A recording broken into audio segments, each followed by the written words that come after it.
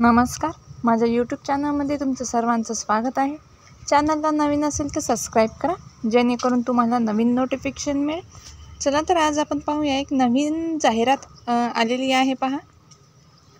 आयुक्त मृद व जलसंधारण छत्रपती संभाजीनगर पहा।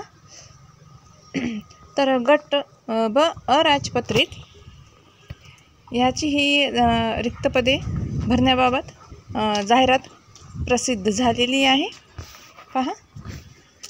तर तुम्हाला इथे swcd.maharashtra.government.in या संकेतस्थळावर तुम्हाला इथे भेट द्यायची आहे आणि तुम्हाला ऑनलाईन पद्धतीने दिनांक 21/12/2023 ते 10/1/2024 या कालावधीत तुम्हाला इथे अर्ज मागण्यात आलेला आहे पहा।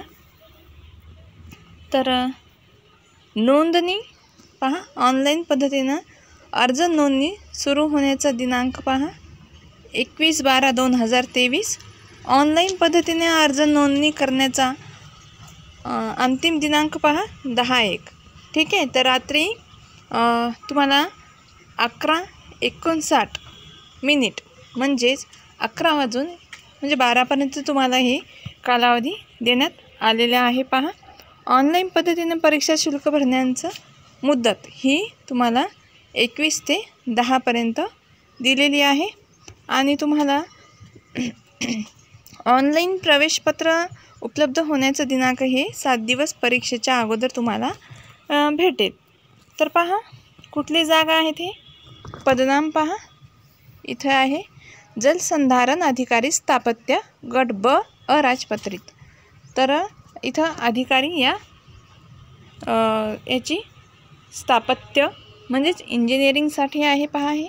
तर वेतन श्रेणी पहा, खूप चांगली वेतन श्रेणी आहे।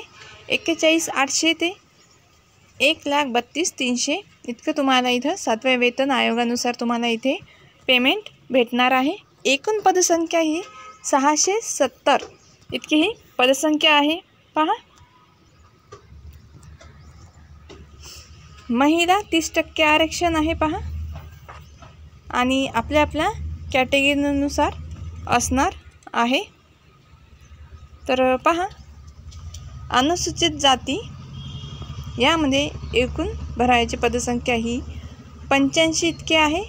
महिलाचे 25 आहे जागा। त्यानंतर खेळाडूचे 5% आरक्षण म्हणजे 4 जागा इथे तुम्हाला खेळाडू साठी असणार आहे। सर्वसाधारण पहा, सर्वसाधारण 56 इतकी जागा असणार आहे। अनुसूचित जमाती ह्याचे पहा 56 इतकी जागा आहे। 17 महिलासाठी आहे, 3 खेळाडूसाठी आहे आणि सर्वसाधारणचे 36 जागा इतकी असणार आहे।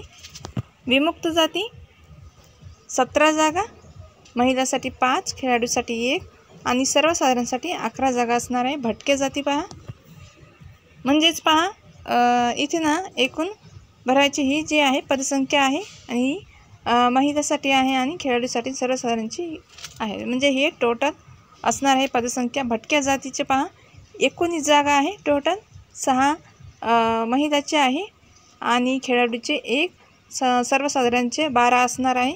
भटक्या जाती बचे 15 आहे आणि महिला 30%चे म्हणजे 4 इतकी जागा आहे। खेळाडू 5, खेळाडूचे 1 संख्या आहे आणि सर्वसाधारण ही 10 असणार आहे। त्यानंतर भटक्या जाती ड याच्यामध्ये पहा 13 एवढी टोटल असणार आहे। 4 महिला 1 खेळाडू आणि सर्वसाधारणच्या 8 जागा असणार आहे। विशेष मागास प्रवर्गासाठी 16 इतकी टोटल जागा आहे। त्यापैकी महिलाचे 5 असणार आहे, 1 ही तुम्हाला खेळाडूची संख्या असणार आहे, म्हणजे खेळाडूची 1 जागा असणार आहे। सर्वसाधारणमध्ये 10 एवढी जागा असणार आहे। इतर मागास वर्गासाठी 129 जागा असणार आहे टोटल। तर त्यामध्ये महिलाचे 39 असणार आहे, 6 खेळाडूचे असणार आहे आणि सर्वसाधारणचे 84 इतकी जागा असणार आहे। त्यानंतर EWS साठी पहा, EWS साठी 67 इतकी जागा असणार आहे। 20 ही महिलासाठी असणार आहे आणि 3 खेळाडूसाठी असणार आहे. 44 ही तुम्हाला सर्वसाधारणमध्ये असणार आहे. खुल्यासाठी पहा 256. तर खूप चांगली वॅकन्सी आहे. खूप चांगलं इथे जागा दिलेल्या आहे. खुल्याचे पहा 253 इतकी जागा असणार आहे. त्यापैकी 76 एवढी महिलाची जागा आहे. 13 ही खेळाडू संख्या आहे आणि 164 ही सर्वसाधारणमध्ये असणार आहे. तर असे एकूण 670 इतकी जागा आहे. महिलाचे 201 आणि खेळाडूचे 34 आणि 435 ही सर्वसाधारणमध्ये असणार आहे. तर पहा वरील तक्त्यामध्ये नमूद केलेल्या 670 पदापैकी 1% एकूण 7 पदे अनाथ प्रवर्गासाठी आहेत. तर पहा अनाथ प्रवर्गासाठी असणार आहे. दिव्यांगासाठी सुद्धा इथं सूचित करण्यात आलेलं आहे. पहा तर हे तुम्ही वाचून घ्या. पहा आरक्षण पहा खूप चांगली जागा आहे. तुम्ही इथे फॉर्म भरू शकता. तुमची जर इथं पात्रता असेल तर तुम्ही नक्की ॲप्लाय करा आणि लगेच ॲप्लाय करून तुम्ही अभ्यासाला लागा, कारण अभ्यास केल्याशिवाय पर्याय नाही आहे. पात्रता पहा इथे पात्रता दिलेली आहे. भारतीय नागरिकत्व असायला पाहिजे. वयोमर्यादा ही पहा वयोमर्यादा 19 वर्ष असावी. खुल्या प्रवर्गासाठी 38 वर्षापर्यंत आणि मागासवर्गासाठी 43 वर्षापेक्षा जास्त नसावी आणि दिव्यांगासाठी 45 दिलेलं आहे. खेळाडूसाठी 43 वर्षापर्यंत दिलेलं आहे. अनाथ उमेदवारासाठी 43 पर्यंत दिलेलं आहे. त्यानंतर पहा त्यानंतर परीक्षेचे स्वरूप, निवडीची कार्यपद्धती हे तुम्ही वाचून घ्या डिटेलमध्ये. पहा तुम्हाला इथे संगणक आधारित कम्प्युटर बेस्ड ऑनलाईन एक्झाम होणार आहे. परीक्षेचे स्वरूप पहा मराठी, इंग्लिश, सामान्य ज्ञान आणि बुद्धिमापन चाचणी, तांत्रिक विषयी तुम्हाला इथे प्रश्न असणार आहे. तर मराठीचे हे प्रश्नसंख्या 10 आणि गुण 20 असणार आहे, म्हणजे एका प्रश्नाला तुम्हाला 2 मार्क असणार आहे. इंग्रजीचे सुद्धा 10 प्रश्न आणि 20 मार्कासाठी विचारण्यात येणार आहे. सामान्य ज्ञानचे 10 20 मार्कासाठी, बुद्धिमापन चाचणी यासाठी सुद्धा 10 प्रश्न 20 मार्कासाठी आणि तांत्रिक तुमच्या सब्जेक्टमध्ये असणार आहे. त्यामध्ये तुम्हाला 60 प्रश्न 120 मार्काचे विचारण्यात येणार आहे. असे एकूण 100 प्रश्न 200 मार्कासाठी आणि परीक्षेचा कालावधी हे 120 मिनटं असणार आहे. तर ही तुम्हाला कम्प्युटर बेस्ड ऑनलाईन एक्झाम असणार आहे. तर काठिण्य पातळी वगैरे नॉर्मलायझेशन करून निकाल तुम्हाला इथं होणार आहे. तर शुल्क पहा अमागाससाठी 1000 रुपये असणार आहे. तसं शुल्क हे बरंच जास्त होत आहे.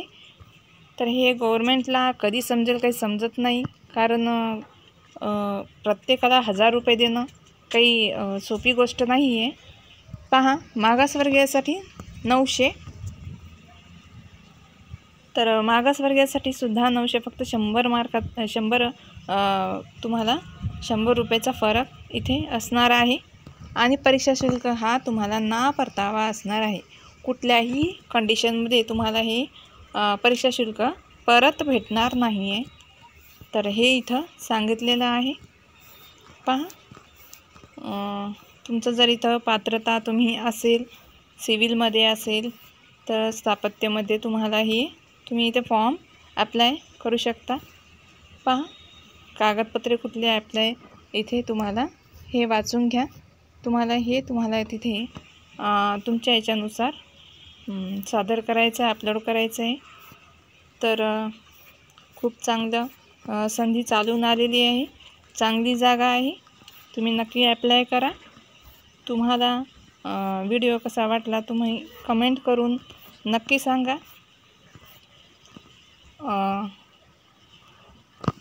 पहा इथे तुम्हाला आवश्यक कागदपत्रे दिलेले आहे.